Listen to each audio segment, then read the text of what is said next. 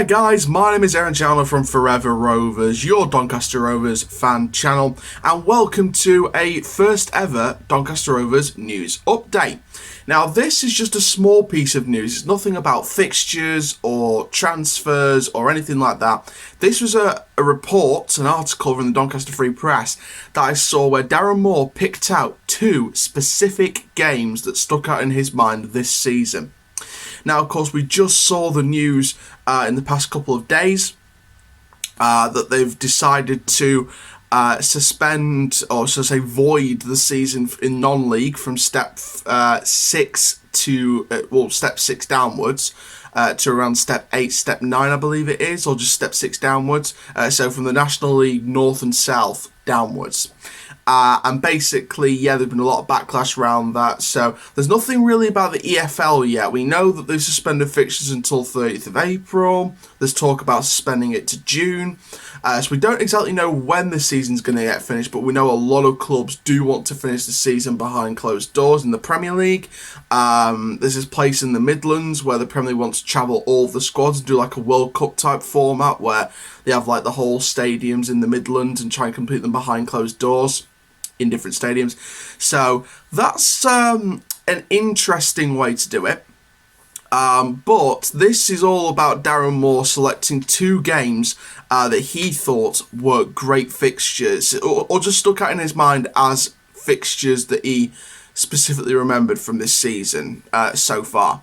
Both of them, I'll say it now, both of them are away. One of them is a big victory and the other is a draw. Now, the draw fixture that he picked out was the Coventry City game when he played them at the St Andrews in Birmingham. Of course, as you know already, Coventry City, they're not at the Ricoh Arena, at least this season. We know that they are at the St Andrews, which is the stadium for Birmingham City in the Championship. They've been ground sharing with Birmingham while they get some stuff sorted out with the Ricoh Arena licensing and whatever's happening down there. Even though Coventry are top of League One, so it should be interesting to see what happens with Coventry there, because they're top of League One. Obviously, they'll hopefully get the Ricoh Arena back in the near future, but fingers crossed. Coventry do have a good season in the Championship if and when they get promoted, because it is still quite tight at the top of the table. With our couple of games in hand, we could be on 60 points if the other people above us drop points on all their remaining games so far. So with our two games in hand to catch up with everyone else, and everyone else's game in hand, if they lose them, we could be up to joint third, maybe third or fourth. So it's still wide open. So we can still get up playoffs with a potential shot at automatic if Rotherham drop loads of points as well as the other playoff teams. So going into that Coventry 1-1 draw then, of course, if you didn't know already, Ben Whiteman opened the scoring for Rovers before the 89th minute equaliser from Amadou Bakayoko, the Coventry striker. Darren Moore said to the Doncaster Free Press article the following. So he really liked the game that they played at St Andrews, Darren Moore said. He thought it was an excellent game between two good footballing teams. The table does not lie, in my opinion, and it gave me a marker early in the season and again at the Keepmoat Stadium. It was against a team that is fully playing their way out of the league, a footballing team with good players, good system, good understanding. Going up against a team with a similar kind of philosophy, it's good to go up against a team like that. It was a real benchmark, them being 2 or 3 years in, with, of course, in brackets, with manager Mark Robbins, and us being 5 or 6 months. Now, Moore says he's been pleased with plenty of performances this season from the Rovers, particularly those that have seen this team show a different side to their game. But in terms of their best all-round showing, he picked out the trip to the London Road. Now, if you have no idea what this is the match between Peterborough United. And this is when we beat them 3-0 at London Road. And this was a specific fixture, in my opinion, because it felt like this was a benchmark game. It was one of those big victories that we sort of we wanted to show a good showing at the London Road, because it was Peterborough. It was a former manager in Darren Ferguson who formerly managed the Rovers. He got us back up from League 2 into League 1. He brought in players like John Marcus. You know, he sort of set the benchmark for Grant McCann and for Darren Moore in the last few years. But, you know, we wanted to beat Peterborough because he was a former Rovers manager who went back to Peterborough, and we wanted to show him up and show, you know, you laid the foundations, but we get to build the empire with Darren Moore. And we showed that. We absolutely showed that. So at the London Road, we had some fantastic goals. Kieran Sadlier with 2, Ben Whiteman with his own goal as well.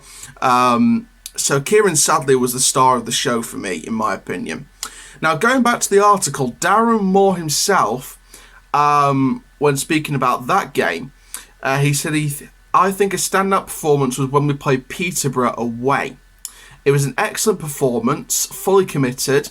There was some excellent stuff. We got both aspects of the game right, in and out of possession. There's been other games where we've managed to work out against the opposition. There's been physical and bruising games we've had to manage. There's been games where we've had to play some good football.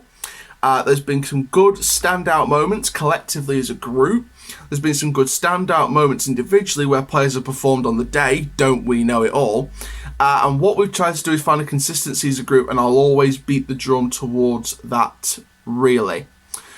So that, my friends, is what Darren Moore said. So those are 2 specific games he picked out, but there are other things he said there, like individual performances, standout performances as a whole team, and also some other moments as well. We've had some cracking goals this season. I mean, Kieran Sadlier's goal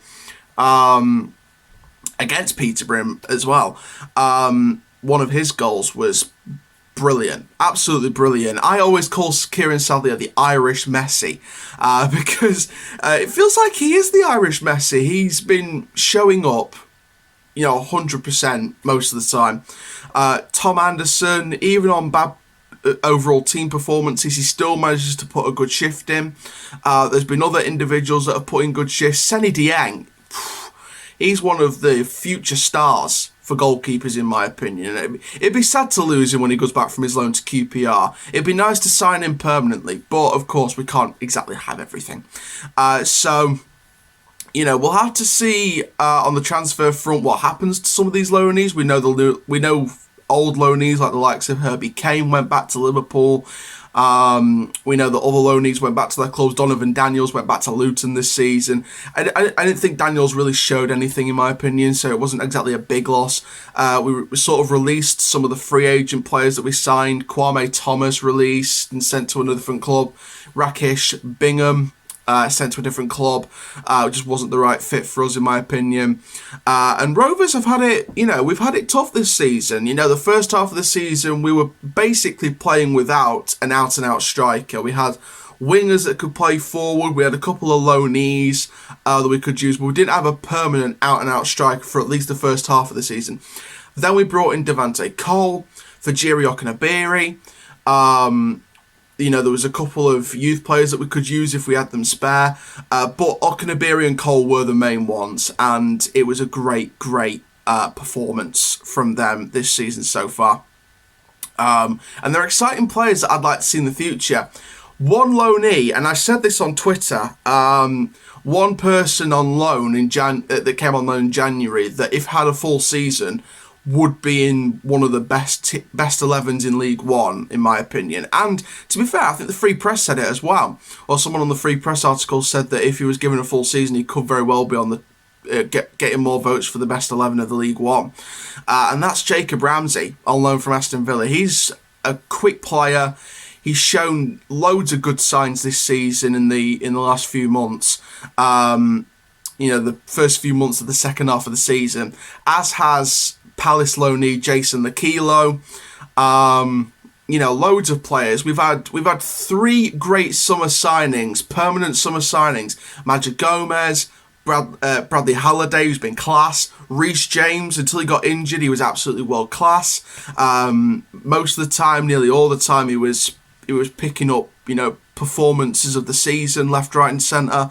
We had some great individual performances. Consistency's always been a problem for me at Rovers, because we sort of we get a couple of wins on the bounce, 2 or 3 wins on the bounce, but then we get a draw, and then we might get a couple of defeats, and then another draw, and then we might go on a couple more winning runs, and then we'll get another draw again. So we always seem to only string about 2 or 3 wins together before we go on a draw or losing streak for a couple of games, and then go back on a winning run for a couple of games, or one game and then go for it's all about consistency for me. That's been the main thing we need to focus on for next season and the remainder of this season if we want to get back into the playoffs, and that is consistency. Consistently getting wins, putting out a team that's going to play for the win and not play for a draw, or not give up when we're 2-3-0 down, always fighting, never giving up. Darren Moore's got this philosophy. He plays from the back, the wingers, they play exceptional football down the sidelines, speeding up. But one big thing that's been a problem for me, and I know a few games where there's been I know this season overall there's been a load of times where we haven't done it, and that is finding crosses. Now, or shots, shall we say. Now, we do shoot, we do cross, not going to lie. But my big problem is when we have the easiest opportunity to cross, or they go for it, they don't just go for it. They want to be as accurate as they can, which is fair enough. But when you're in a position where you could get a shot off and you've got a good angle, go for it. There's been times this season where I've physically seen times where we could have got a cross into the box, pump it in the box over the top or from the sides, and we just either turn in and try and cut inside and try and do a shot from the edge of the box, or we'll try and cut in from that side and we'll try and cut in down that angle, pass it across the ground, and someone in the middle, like a target man striker, like an Ennis, like a Cole. Okanabir is more of a general forward, but he can play that target man role if he wants to be. We'll either pass it into the box and someone in the target man will just shoot it if the defenders are nowhere near him, or we'll just try and hoof it to the back post and someone back post can just head it on. That's good, but it's not great sometimes. Sometimes you need to be a bit risky and you need to either cross it in the box for a header on the edge of the box or in the box, or you need to pump it over the top for someone to volley it or head it in. You've got to be a bit more wary of people in the box. You can't always take it on yourself and then lose the ball in the midfield or lose the ball in attack and they go and counter-attack and maybe score. That's been that's been 2 things really that you got to think about: consistency and just YOLOing some chances. Never mind if they're accurate or not. If you take more chances, at least you can see you're trying. But I think apart from consistency and stringing more than 2 or 3 wins together at a time, and being a bit risky sometimes with crossing it in rather than taking it yourself and losing the ball, I personally think that this season's been better. We've still got a couple of games in hand and we're already 1 point behind how many points we finished on last season with Grant McCann. Now, that tells you that we've definitely if we can win those games in hand, at least one of them, we've improved because we've got more points than last season.